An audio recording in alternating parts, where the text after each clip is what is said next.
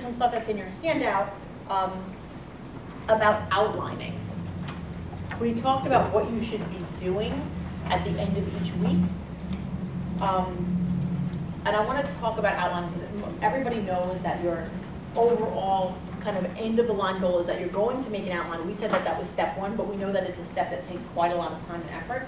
So yes, you should be outlining, but we wanted to give you some suggestions for how you outline. There are certain kind of facets of outlining that I think, you know, people they get into this like autopilot mode, and then we see students' outlines, and some of them just they're in bad shape. And when I say bad shape, what I mean is that the right kind of thought just didn't go into creating the outline. Effort went in, time went in, work went in. The right kind of thinking just wasn't there. So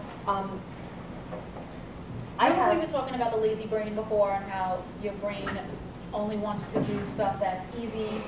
Sometimes you convince yourself that because something took a really long time, you've done a fantastic job. And that really manifests itself very well in very long outlines.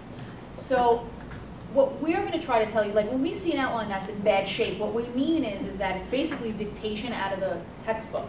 And you have like full case briefs in there because you just didn't want to think about it. or it's not usable, or it's not memorizable. So you're very proud of yourself for putting all of this effort in. It took hours and hours and you cried and it was hard. But actually you didn't get anything out of it. Now, so we're going to just sort of give you some suggestions and things to keep in mind when you're outlining. And I mean, if you do it right, your outline should be like just the greatest, most helpful tool for having made it. For you, but not for anybody else. One of the most important decisions about each outline is how it should be structured. And what that means is, like, for example, a lot of people like to use Harvard Outline for outlines, you know, Roman numeral 1 and then A and whatever. And I have no problem with that, except some subjects, it just doesn't work well. Like, you know, for example, I think that format works really well with torts. I don't think it works well at all with constitutional law. So different subjects just lend themselves to different kinds of formats.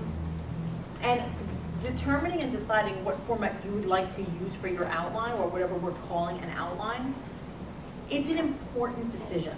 And in order to make it, number one, you have to think about the subject. Number two, you have to think about what options are available to you. Don't just assume that because you saw one outline that had Roman numeral 1 and then A and then little 1 and little I, that that's the only way to go. It's not the only way to go. So I would like to show you an example of this is a real student outline, so I can't vouch for every single legal thing in it being perfect, but I mean, from what I've seen, it's pretty good. But the format, I just loved it. It almost made me cry when she emailed it to me. I just thought it was the greatest thing. It's on page 13. It's on page 13, and it's a torts outline. So what this person did, everything below the words sample towards outline is this kid's outline, just so that you can see all the graphics that she used, and where she separated the information and how she separated out the information. So she's talking about negligence, right? She's going to start the outline at negligence, and she's got these dotted lines around to show that there's like a sort of a formula to create negligence. And yes, we're going to go into each one of those things. We're going to go into duty, we're going to go into breach, but like just to kind of keep you centered, like, oh, you know, that's how you create a prima facie case. And see, she breaks it up. She goes 1 duty, 2 breach, 3 causation, which has 2 pieces, 4 damages. And I just think it's great. That kind of says that. So then she's got the learned hand formula. She has like the little graphic of a hand, which I happen to love, because if you have a test that is a closed book test, doing things like putting graphics in your outline, and don't obsess, don't let it take you tons of time, but having little graphics in your outline can seriously help you remember what went where, what related to what, and it can be great. The saddest thing in the world that we ever see is like an outline where page 1 looks just like page 75. It's terrible. It's so hard to memorize anything like that. Each page should have its own sort of character. So again, when you're making it easier for yourself to remember each page. So if you just remember that the hand formula page was the one with the hand on it, it will help bring you back to where you were when you created that graphic. The next thing she has is, it looks like for each of the ways of establishing a defendant's duty of care, there are a bunch of different ways that you can establish someone's duty of care. band formula, and she's talking about negligent infliction of emotional distress here. I've just taken pieces out of this outline. There's a traditional view and a modern view. Notice the format of traditional and modern, it's the exact same format. Title, purple, underline, graphic, indented, bullet points, indented. Now, it doesn't matter that this doesn't have Roman numerals or letters on it. I get these are two things that are parallel to one another. To me, that the visual of that is much more important than spending time making sure that your computer auto-formatted the letters and numbers. Then she's got like traditional, she's got the ambulance, which that's representing that the person needed to be close to the accident. The modern view is seeing or hearing the accident. It's great because the thing is, by the time you get to outlining these concepts, you know that that's what the rule is. So probably seeing an eye and an ear is probably a much quicker way of remembering what the Dillon rule is than the words that explain what the Dillon rule is. Because you have the word someplace, you have it in your notes, you know it, you've learned it, but seeing like, oh, this requires one thing, this requires two things or something, that's so helpful. And right next to the Dillon rule, right there on the outline, she doesn't have like a giant dissertation about how the Dillon rule came to be and what actually it means. And like what happened in the actual Dillon case. Well, because it doesn't matter. Mom saw a kid get hit by a car. That's enough. What you're doing is you're creating keys that unlock your memory. So that's enough to unlock this kid's memory about exactly what happened in the Dillon case. And when you guys talk about cases, you do these things. It's kind of like shorthand.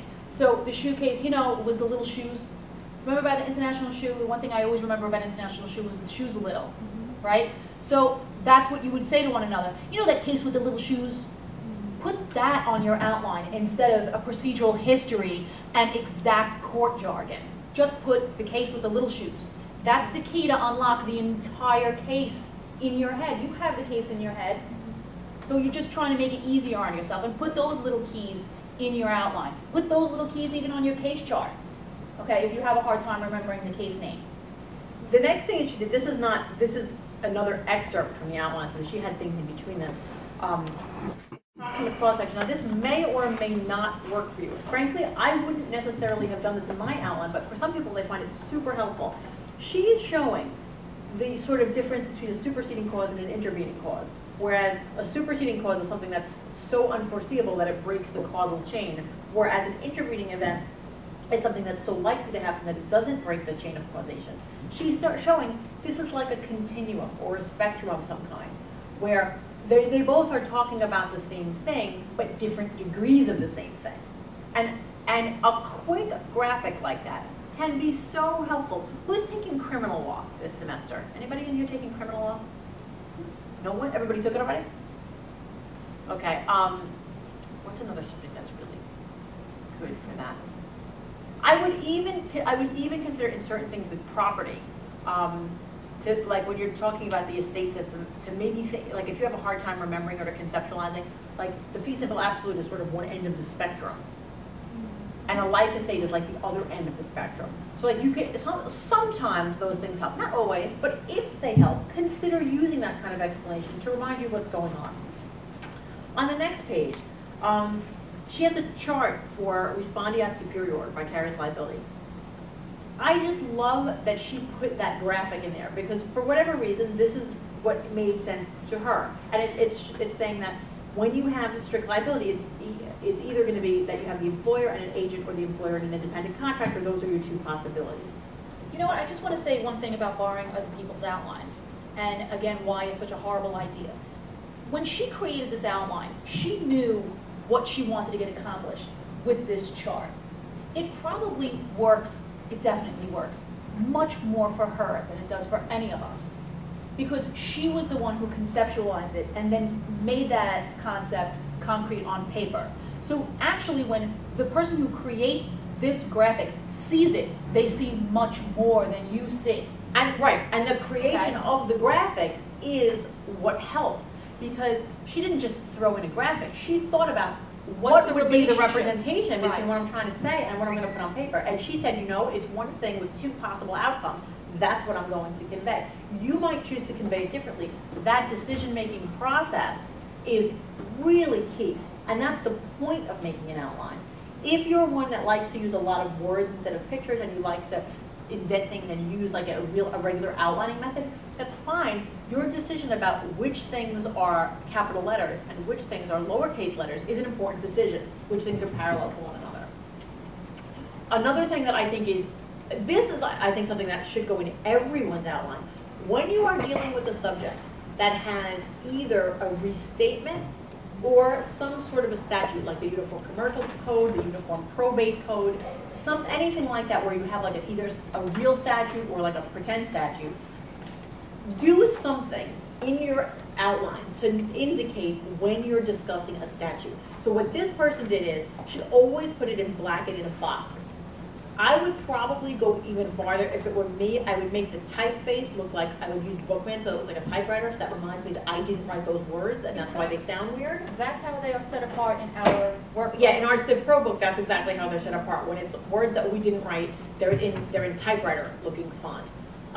And when I have a statute, I like to even shade the box to almost make it like, this is different, you didn't write this, this isn't really part of the outline, this is just there for reference almost. But when you are creating these kinds of different fonts and these kinds of different graphics, make sure that you keep in mind your original system. Don't forget that all of your statutes are set apart in American Typewriter. Don't decide midway that your statutory font is now Arial, okay? Just make sure that you maintain those relationships. When you create the relationship, maintain it. In that way, formatting becomes almost the most important thing in your outline. You're trying to make it easy for your brain, who is very lazy, remember. So when your brain sees typewriter font, it doesn't have to go back and remember why you did that.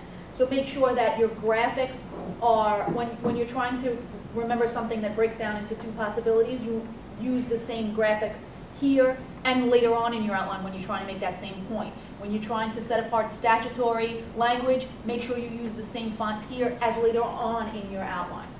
Keep your formatting straight. You're building almost relationships between concepts. So remember those relationships. It's easier that way. On the next page, on page 16, one of the other things that she did is, I like just the choice of her language. Like, so there's old rules and new rules, and she calls them old school and currently. Like, that's great. I'm sure the professor didn't call them old school, but she did because she remembered that, and maybe every time that comes up, she'll use that same language.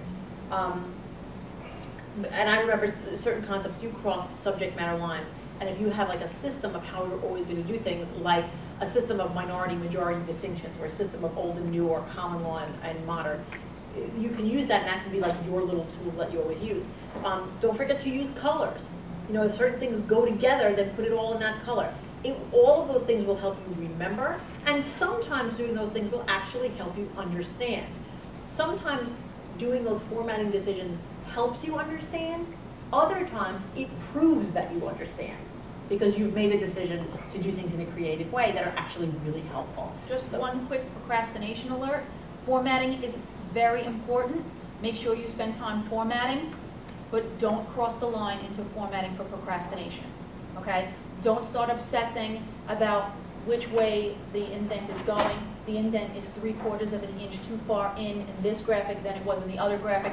Now you're crossing the line. You know when you're doing that, you know the difference. Don't. Be honest with yourself, be tough on yourself, and when you cross that line, come back. Formatting is important. Don't take it too far.